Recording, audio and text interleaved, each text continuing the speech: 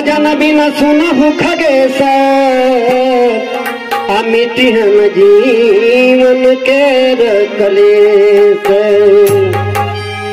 लख 84 भरम के मनई मिलल शरीर आयब किर भजन जो नाही होई त जनिहा फूट गईल तकदीर। अरे प्रभु के चरण न लागल मनवा अरे प्रभु के चरण न लागल मनवा रे मनवा रे मनवा प्रभु के चरण न लागल मनवा आ काहे भूल गईला ए सुगाना।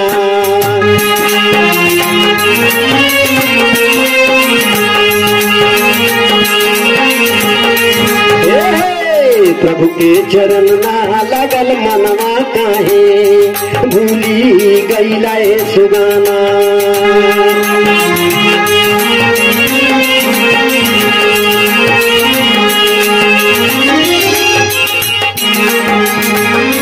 भूली गईला सुगाना भूलला ए सुगाना काहे भूलला सुगाना। प्रभु के चरण ना लागल मनवा काहे भूलला सुगाना। प्रभु के चरण ना लागल मनवा काहे भूली गईला ए सुगाना।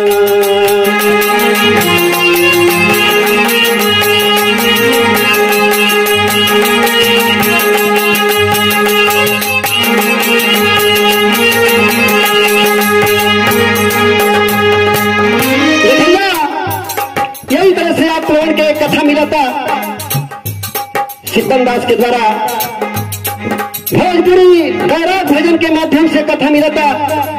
एक राजा का बेटी वाली 7 पर्दा के भीतर महल के अंदर वाली अगर बियाह होता तो राजा के घरे होता और वह 7 पर्दा के भीतर महल के भीतर वाली संत का न दर्शन हो पावता और न ही सत्संग में जाए के मौका मिलता। दरवाजे पर कहीं संत आ गई है तो अगर भिक्षा देवे के बाद कुछ दान देवे के बाद लौनचरिया नौकर चाकर गई ना दान देना बाबा अपने धाम गई रानी के संत के दर्शन नहीं होत बा। लेकिन रानी अपने मना में सोचत कैसे बारी महाराज सत्संगत में जाई के बैठती दुखवा हो तहरनवा दुखवा हो तहरनवा।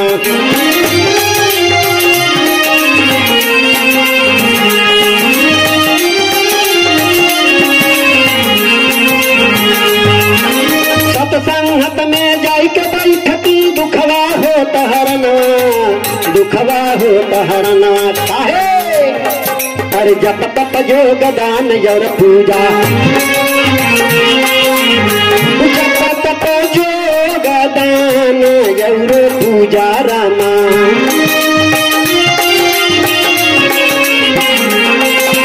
जप तप योग दान और पूजा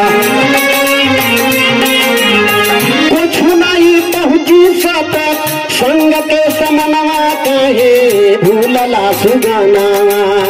प्रभु के चरण ना लागल मनवा काहे भूलला सुगानावा।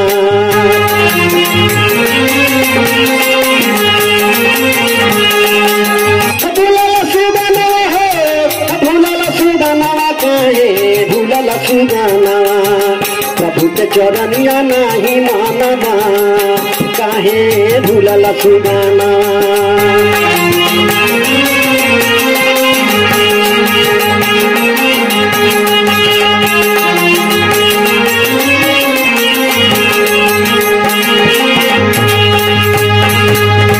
देखला रानी अपने मन में सोचा दिया अरे एक फल मिली है गंगा नहाई ले चारों संत दर्शनवा चारों संत दर्शनवा।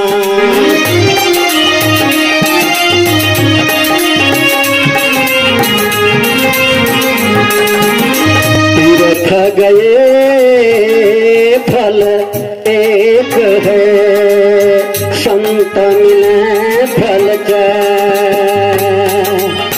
सतगुरु मिला ही अनेक फल कहीं कबीर विजय।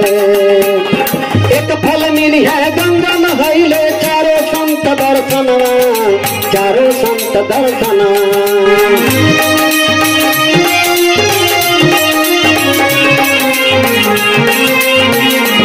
वाल्मीकि से अरे वाल्मीकि से सतगुरु मिलल वाल्मीकि से सतगुरु मिलल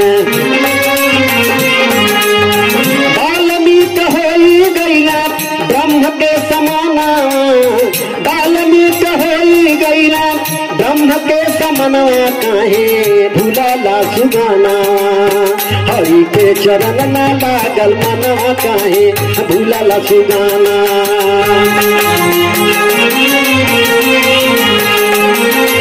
हरि के चरण न लागल मनवा काहे भूलाला सुगाना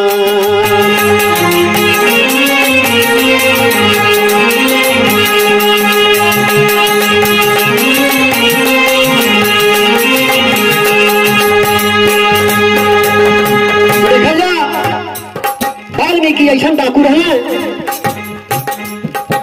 उनका गुरु जी कहने है बच्चा पसीना के कमाई खाए के चाहिए बिना पसीना के कमाई नहीं खाए के चाहिए वाल्मीकि जी कहने महाराज आपका बतिया कोने का ठियाल है गाड़ी बिना पसीना के कमाई नहीं खा ऐसा डाकू रहना जंगल में डकैती करत है ये कह दे बाबू हमार थाना ले ले जनवा हमार छोड़ दे मारा ना हम ऐसा तो ऐसा डाकू नहीं बारी हमार गुरु जी कहले बाटे अरे जब ले मारत मारत तो के हम बेलथक नहीं हो जा तबले तुहार हम थानो नहीं ले ऐसा डाकू रहना जीवते लड़कन के आगे में जरा देते हैं जौने महतारी के गोदी से लड़का छीन के भाला पर टांग देते हैं जीते आगे में जरा देते हैं तो महतारी के दिल पर का गुजरत हुई लेकिन जौने दिन संत के दर्शन भइल संत के ज्ञान मिलल और वही दिन से वाल्मीकि के ब्रह्म ऋषि का पदवी मिल गई लेकिन रानी यह बतिया अपने मना में सोचतिया मेरा सत्संग के जीव का कल्याण नहीं बा हम जौने जगह बाटी पर्दा के भीतर बाड़ी बाहर निकले वाला नहीं बाड़ी संत के दर्शन होई कैसे अचानक कहीं कान में सुना गए हरिद्वार में कुंभ का मेला लागल बा विचार में आ गए कि कुंभ का मेला बहुत दिन तक रहला और मेला में तमाम संत लोग जुटल रहने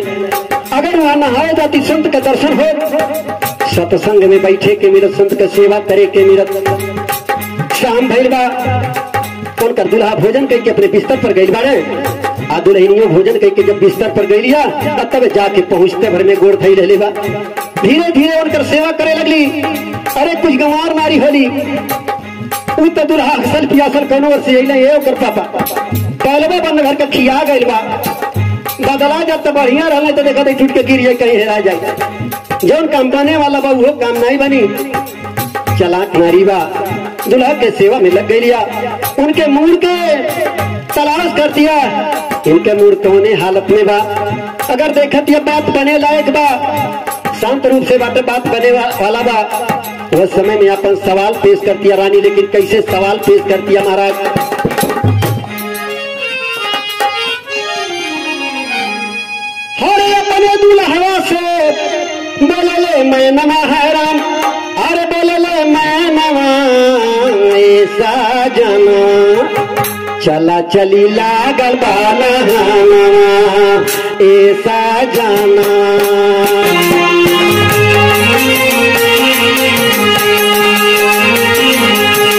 चला चली लागल बाला ऐसा जाना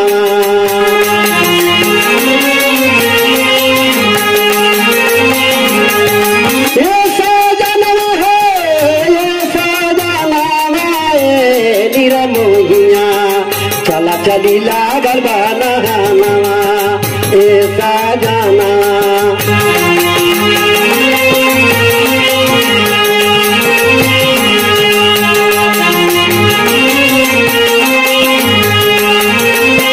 कुंभ लगेला बाला बरह बारी सवा में कुंभ लगेला बाला बरह बारी सवा में बरह बारी सवा बाला बरह बारी सवा में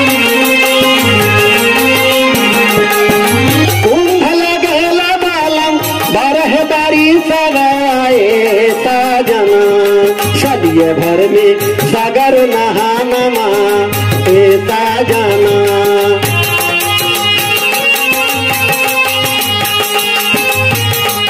चलिए भर में सागर नहाना ऐसा जाना।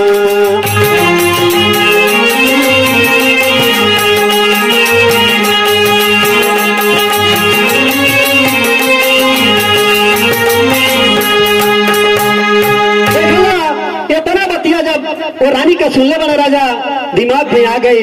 मेहरारू अगर नहाए जाए कहतिया, कुंभ का स्नान करे जाए के कहतिया, तो चला भाई इन्हें नहवा ले। राजा महाराजा के बात रहल, आदेश हो गई। सेना फौज फकर सब सज गई, पालकी सज गई रानी के लिए। रानी पालकी में बैठल बड़ी और चारों तरफ से सेना के घेरा में, और रानी चल रही बारी कुंभ में स्नान करे खातिर। कहीं अगर मुझे प्यारा तड़ी केवल अपन सिपाही दिखाई देता, एक अलावा दूसरे के हुनाई दिखाई देता। कुंभ में पहुंचले पर वहाँ छौलदारी गिर गई बा, घेरा चारों तरफ से लग गई बा। नजर डालने पर चारों तरफ केवल अपन सेना दिखाई देता, दूसरे के होते दिखाई नहीं देता। रानी सोचतिया जौन बात सोच के हमें धाम में अली, लेकिन यहाँ अले पर भी संत का दर्शन नहीं होता। चला हो सकाला सवेरे दर्शन हो जा, लेकिन सवेरा भइल बा और नहाए जब गई बारी, वहाँ भी अपने सेना के घेरा लागल बा और कहीं संत के दर्शन नहीं भइल। वहां से घरे वापिस आई गई, लेकिन संत के दर्शन नहीं भइल। लेकिन रानी के अपने दिला के अंदर बहुत बड़ा गलानी बा। हे परमात्मा, इतना बढ़िया सुंदरता रह के कौने काम के आई, और इतना बढ़िया राज रह के राजरानी रहने से कौन फायदा हुई, जहाँ सत्संग में बैठे के मौका नहीं मिले वाला बा, संत के सेवा करे के मौका नहीं मिले वाला बा। तो अपने मना में कैसे सोचत या महाराज। अरे सुभर शरीर याद हल्ला हर जी, और माल खजनवा, और माल खजना।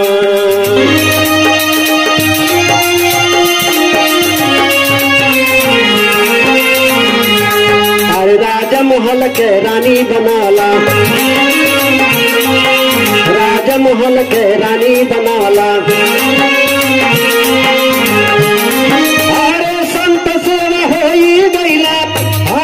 सपनवा कहे भूलाला सुगानावा, हरि के चरण में लागल मनवा कहे भूलाला सुगानावा।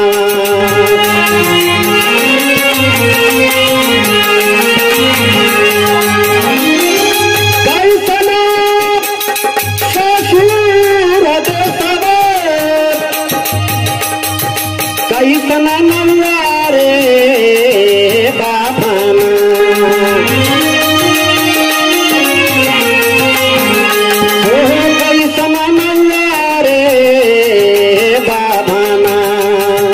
दिन लेके आइला, दिन लेके आइला, दिन लेके आइला मोरे आंगना, बनी है जो नाई रे गावाना।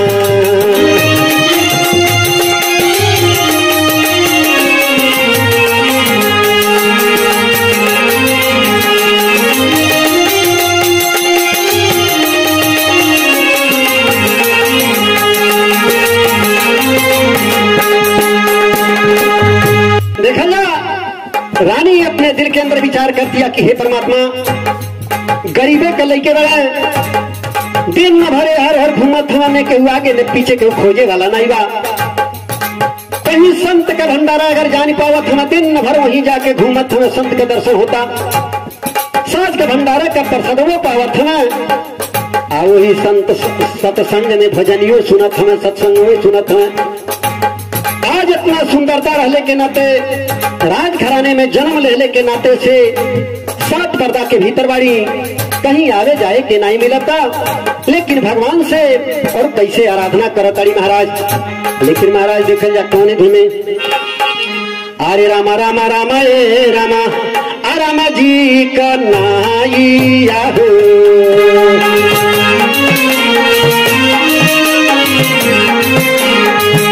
रामा रामा रामा ए रामा, रामा जी कन्हैया हो।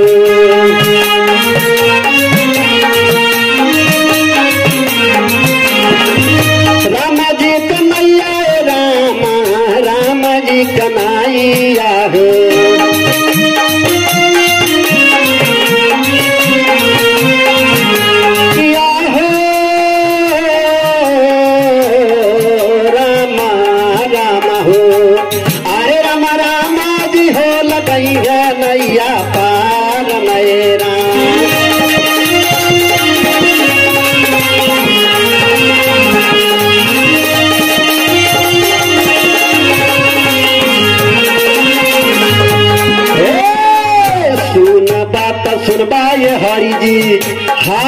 बचानिया हो।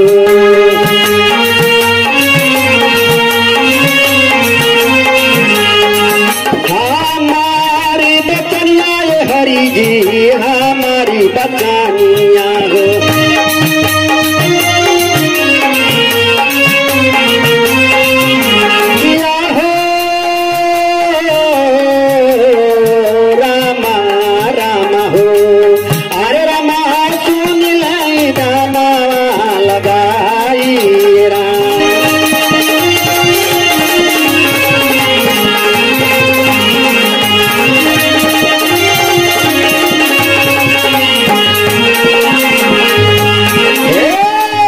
दूसरे जन्म आए हरि जी जहाँ हो जन्म आए हरि जी हम के गरीबिया हो।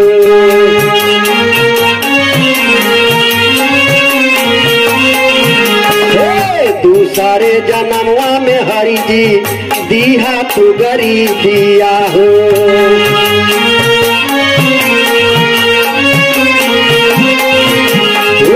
दिया तू गरीबिया हरि जी दिया तू गरीबिया हो।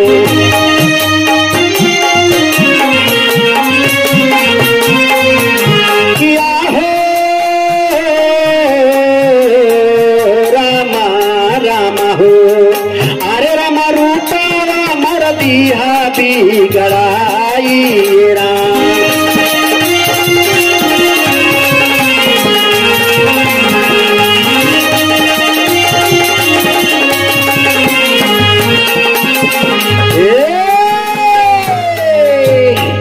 देही छूट गई रानी के।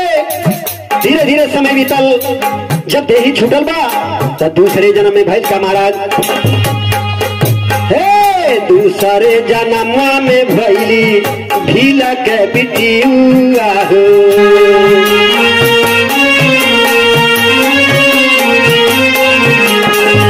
भीला के बिटिया रामा भीला के बिटिया हो।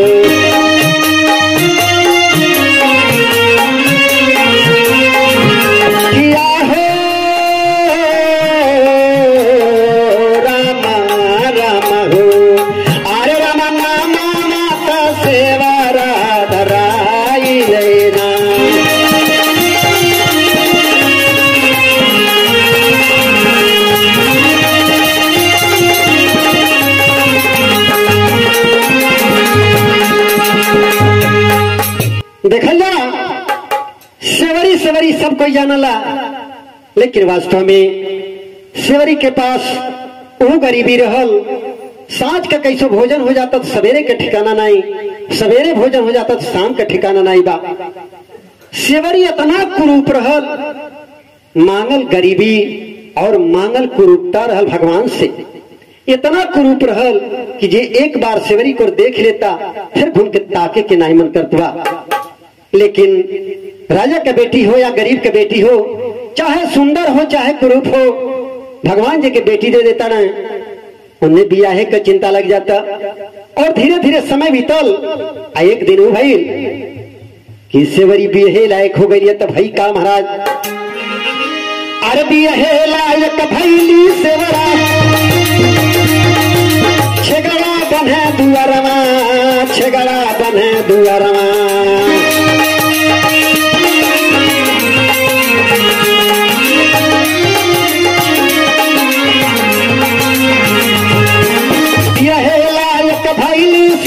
बकरा बने दुआरमा बकरा बने दुआरमा।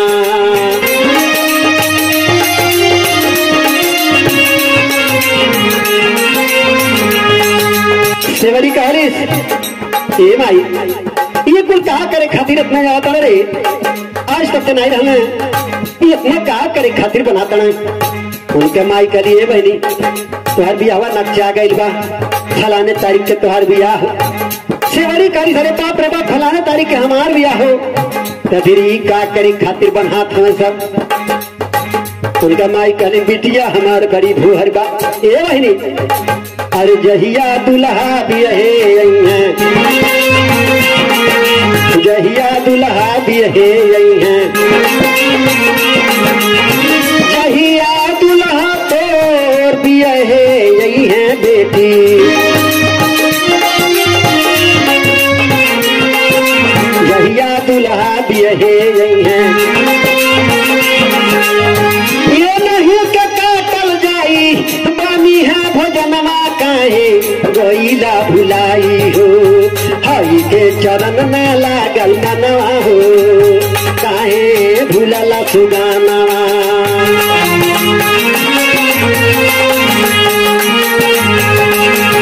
भूलैला सुगानवा भूलैला मोर सुगानवा भूलैला हे काहे भूलैला मोर सुगानवा प्रभु के चरण में लागल मनवा हो काहे भूलला सुगानवा।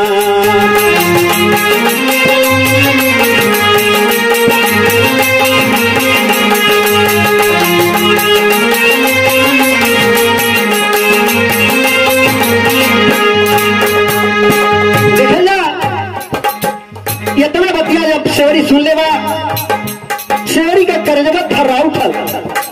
अरे बाप रे बाप हमार जो तनिया कनूरी कट जाला इतना पिराला लेकिन हमारे ब्याहे में इतना जीव का गर्दन काट जाई। अगर ये सब जीते लायक रहते तो अपन गर्दन नहीं कटते लेकिन ये सब कमजोर परत हैं लाते तरी दबा के इनका गटई लोग काट दे। लेकिन सेवरी के बड़ा उड़ा गया। मौत तो सबकर निश्चित बा लेकिन हमारे ब्याहे के कारण यह लोगन के मौत हुई हमारे ब्याहे के धिक्कार बा। लेकिन देखा जाए वीरेंद्र बाबू भाई का महाराज यह सब बतिया सोच के बस 3 दिन ब्याह बाकी रहल लेकिन सेवरी कैले का बा महाराज। अरे अधीरतिया के हो समैया में अरे दुल्हीन घर से निकरी परली ना दुल्हीन धैले बापतरी डगरिया रहिया जंगल के धैले बा दुल्हीन सोचती बा मनवा में अपने ही सब कर जनवा अब चली जाई। आधी रतिया के हो समैया में दुल्हीन घर से निकरी परली ना दुल्हीन धैले बापतली डगरिया को रहिया जंगल के धैले बा दुल्हीन सोचती बा मनवा में अपने ही सब कर जनवा अब चली जाई। नहीं करती जो अपना ब्याह हम सब कर जनवा तो बच गई तना एक सुहागिन के मिली है सुहागवा सब कर जनवा अब चली गई है ना एक सुहागिन के मिली है सुहागवा कितना सुहागिन उजरी गई है ना। नहीं करबे हम अपना ब्याहवा अब सब कर जनवा तो बच गई है ना एक सुहागिन के मिली है सुहागवा कितना सुहागिन उजरी गई है ना।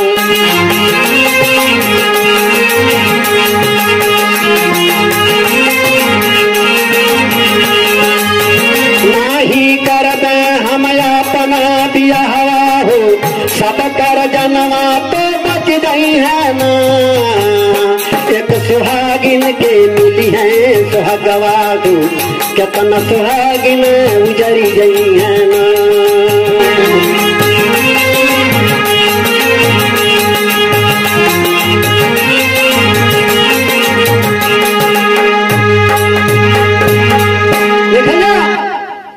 सेवरी अपन घर छोड़ दे बा आधी रात के समय में ई तो पता नहीं बा कि हम जाए के कहाँ बा मंजिल का पता नहीं बा लेकिन चल दहले बा रास्ता का पता बा मंजिल का पता बा। जंगल जंगल रात के समय में जाती है चलते चलाते बहुत दूर निकल के लिया लेकिन उनके मालूम है कि यहाँ कोनो आश्रम बा लागत है यहाँ के उस संत रहे लेकिन संत का सेवा की इच्छा बा भक्ति की इच्छा बा सत्संग की इच्छा बा लेकिन ये कभी साधु के पास गई नहीं रहा उनके डर लगला। रात का समय बा सेवरी छिप के लिया आशा में कि संत के आश्रम बा दिन भर छिप के अंदाजा लगावतिया साधु संत का दर्शन कर दिया लेकिन जब रात हो जात बा, रात में वही आश्रम के सेवा करतिया, लकड़ी बीन के बोझा ले जाए के गिरा देतिया आश्रम पर, झाड़ू बहारू कह देतिया, जौन कुछ सेवा करे लायक के बा बर्तन अगर बाहर पावतिया तो बर्तन माज देतिया, जवन पत्तल खा खा लोग हो लेवा वही पत्तल के झाड़ के अपन भोजन कर लेतिया। धीरे धीरे बहुत दिन तक बीतल, लेकिन भैल का महाराज अरे राती राती का सेवा बीतल कितना दिनवा, बीतल कितना दिनवा,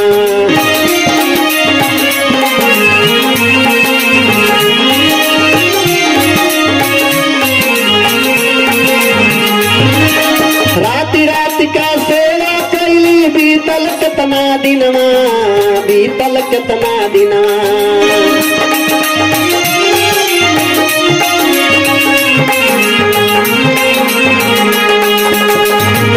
सवेरा होता संत महात्मा देखत हुआ मातंग ऋषि के आश्रम रहल, प्रमाण मिला कि वह 88,000 महात्मा रहता है। सवेरा होता देखत हमें भाई कौन आदमी यहाँ लकड़ी गिरा गई बा, कौन झाड़ू बहारू कैले बा। वो सोचत हमें के जाने रामदास कैले हो, रामदास सोचत हमें के जाने लक्ष्मण दास झाड़ू बहारू कैले हो। यही तरह से आपस में समझ बुझ नहीं मिलता।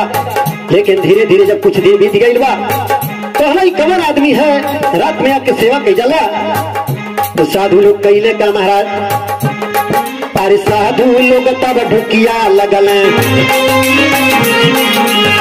साधु लोग तब ढुकिया लगल रामा,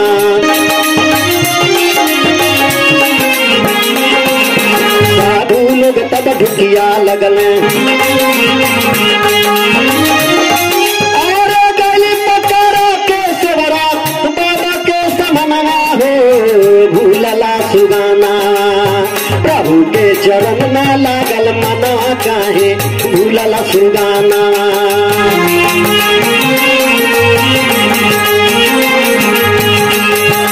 भूलला सुगाना हो, भूलला सुगाना काहे, भूलला सुगाना प्रभु के चरण में लागल मनवा काहे, भूलला सुगाना प्रभु के चरण में लागल मनवा काहे, भूलला सुगाना।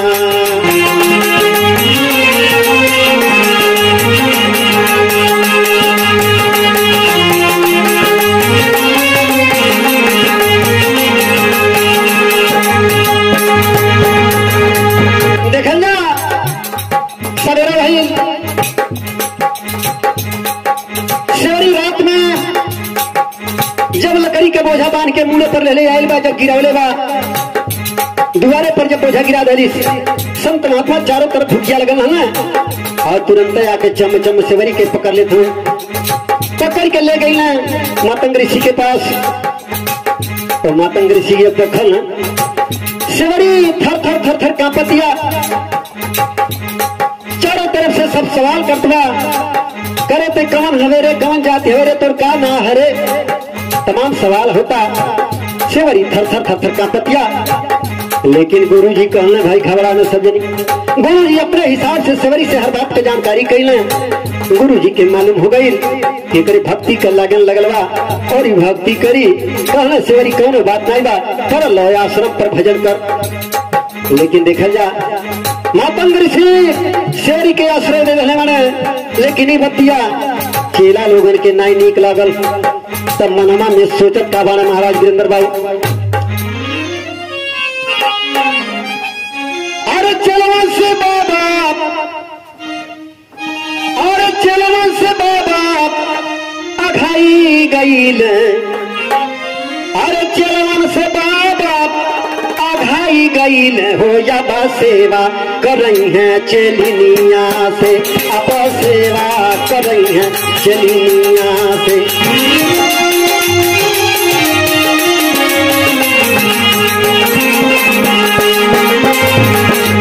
अब सेवा कर रही है चेलिनिया से, चलन से बाबा जुड़ाई गई, हो जब सेवा कर रही है चेलिनिया से।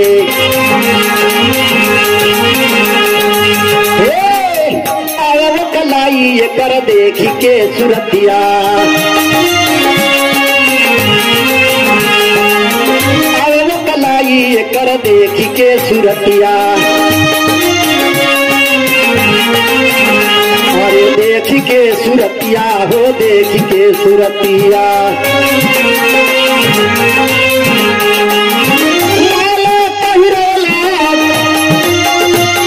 माला पहिरोला भिलनिया के हो यादा सेवा कर रही है चलिनिया से।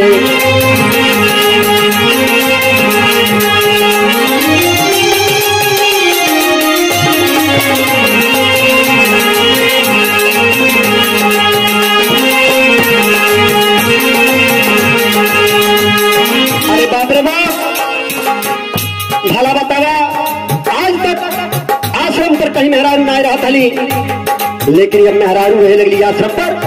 आश्रम के समस्या सब याद से एकदम बिगड़े वाला बा, लेकिन कैसे कहे नहीं हमारी बात का कौन वक्त बा।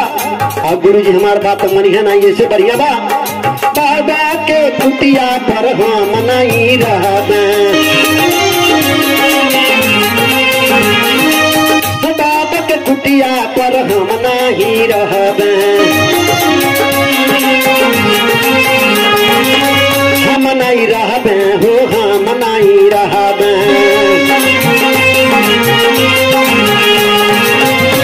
और सही नहीं पाइब देखी नहीं पाइब यह कहानिया के हो यादा सेवा कर रही है चलिनिया से।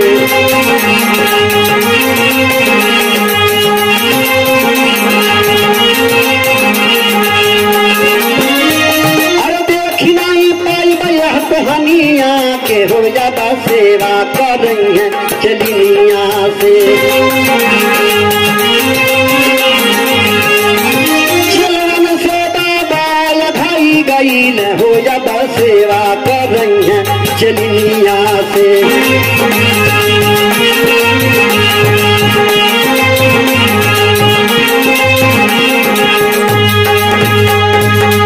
देखा जा मातंग ऋषि के धीरे धीरे काने में ये बात पहुंचे लगल, मुहे का बाप है छिप वाला नाई बा। धीरे धीरे मातंग ऋषि के काने तक की बात पहुंचे लगल कि चले वे हमार कुछ उल्टा सीधा सोचत हैं। कहले ये सरी अरे दुनिया हारमोनिया है, अगर कारीगर में बजावे वाला बा तो जमन राग चाहे जितना राग चाहे जितना आवाज चाहे हारमोनिया से निकाल दे।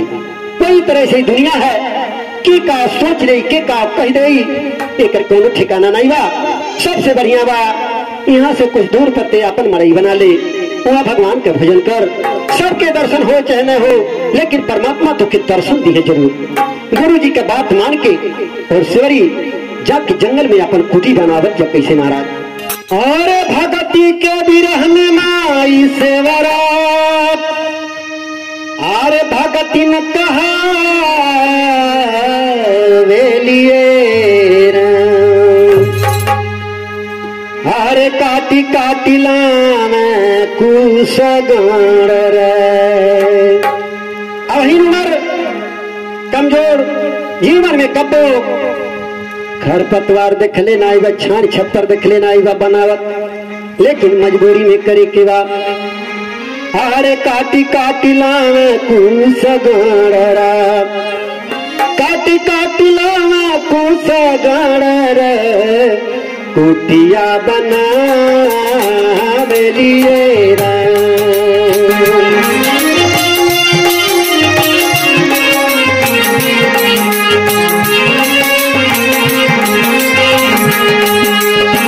काटी काटी लावा कुश गाड़ रे, कुटिया बना लिए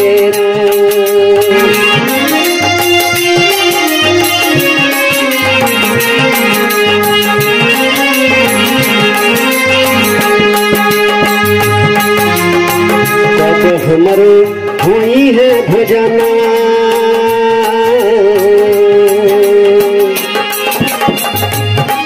और कब हमारा हुई है भजना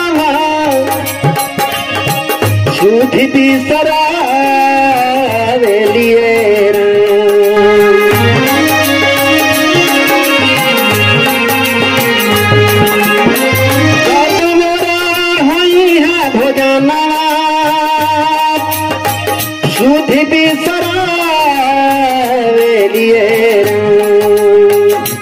खाइले पिए के अपने चिंता नहीं बा हमार भोजन कब हुई कैसे हुई बस एक बाती के चिंता बा हमारे गुरु जी बतौले मने कि भगवान तो के दर्शन देवे तोरे खुटिया पड़े है उहा बतिया याद है आज घर में आई है हरि मोर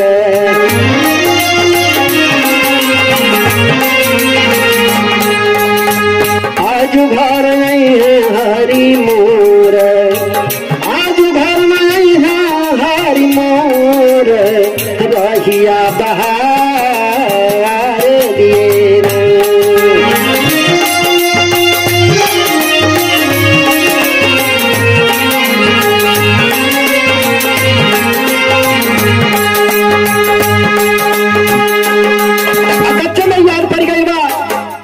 अरे बाप रे बाप हमारे घरे कुर्सी नहीं बा पीढ़ा पीढ़ा नहीं बा भगवान अपने यहाँ तो सब तकिया गद्दा गलैचा लेके सुतत हुई है होश पर गए कच्चे में सेवई कैली का महाराज रची रची कूसे के चटैया रची रची कूसे के चटैया सेवरा बना लिए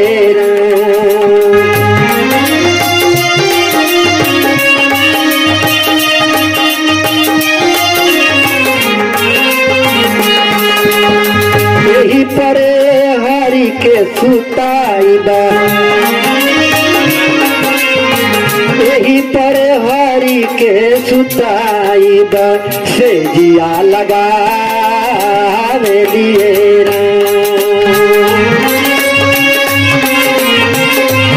यही परे हरि के सुताईबा से जिया लगा लिए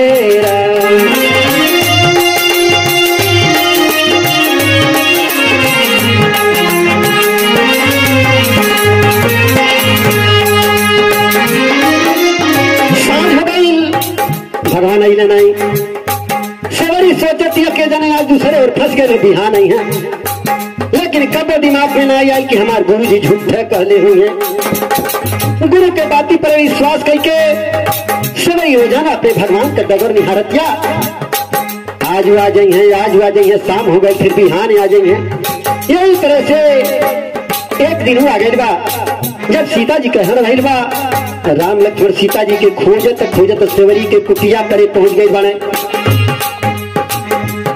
सेवरी झट से आसन लगा दे बा चल पखार चाड़ो रख लहली तैयारी कई दे बारी भोजन के मीठी मीठी बैरिया हो सेवरा मीठी मीठी बैरिया हो सेवरा तुरी के लिए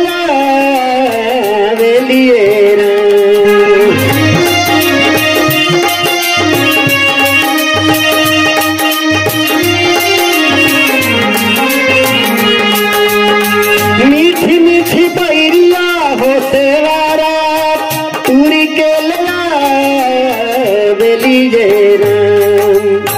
प्रेमवा के बस में भगवान प्रेमवा के बस में भगवान भोगवा लगा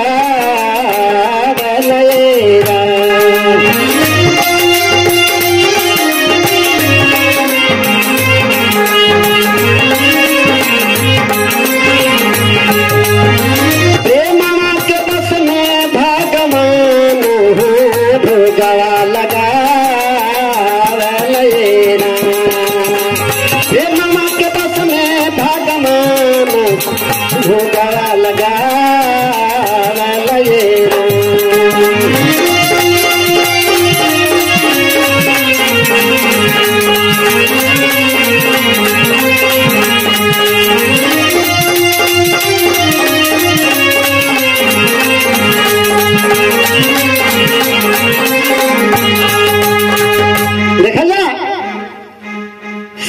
भोजन करा दहले बा लेकिन हाथ जोड़ के भगवान के सामने खड़ा भइल बा हे नाथ कौन तरह से आपका पूजा आरती करी हमें तो कोनो ज्ञान नहीं बा, कुछ पढ़ल लिखल नहीं बाड़ी, हमारे कोनो हमरे मंत्र तंत्र याद बा।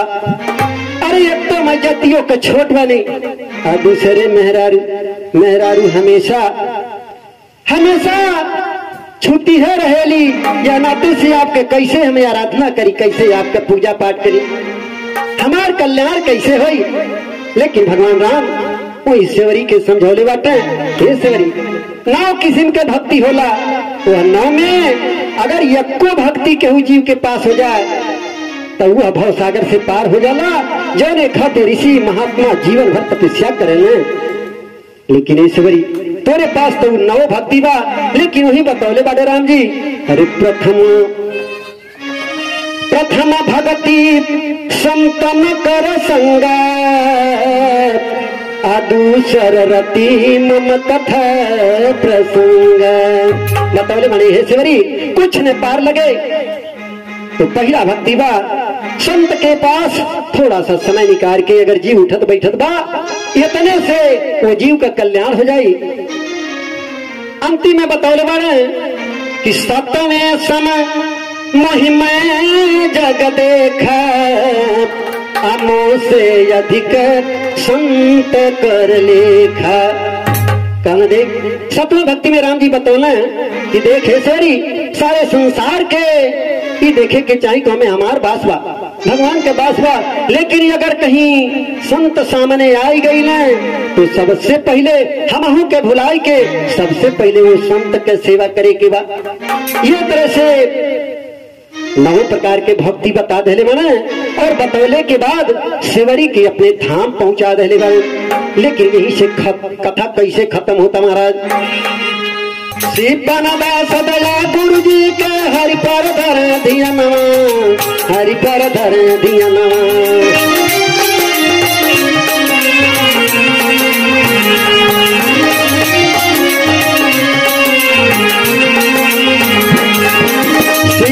दास दया गुरु जी के हरि पर धर दिया नवा, हरि पर धर दिया नवा। बिना भजन के काम चली है, हर बिना भजन के काम चली है।